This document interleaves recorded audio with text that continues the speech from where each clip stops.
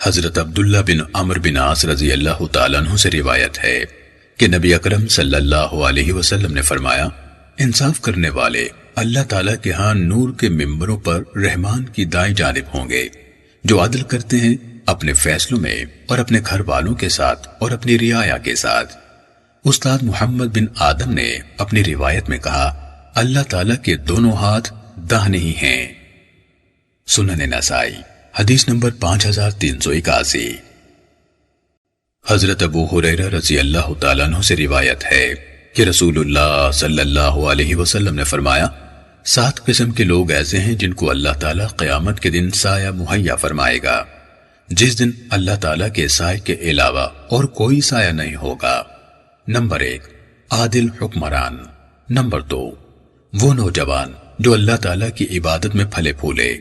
Number 3، جو شخص اللہ تعالیٰ کو تنہائی میں یاد کرے اور اس کی آنکھوں سے بے ساختہ آنسو بہہ نکلیں۔ نمبر 4، وہ آدمی جس کا دل مسجد میں اٹکا رہتا ہے۔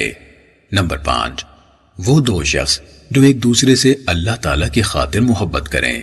نمبر 6، وہ شخص جسے کوئی خوب رو اور معزز عورت برائی کی دعوت دے اور وہ کہہ دے کہ میں اللہ تعالیٰ سے ڈرتا ہوں۔ اور نمبر 7، وہ شخص جو اس قدر چھپا کر صدقہ کرے کہ اس کے بائیں ہاتھ کو بھی پتہ نہ چلے کہ دائیں نے کیا کیا ہے۔ سنن نسائی حدیث نمبر 5382۔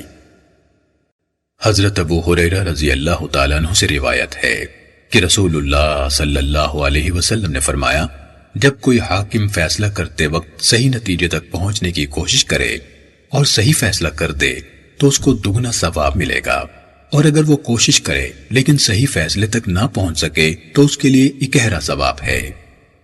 سنن نسائی حدیث نمبر 5383۔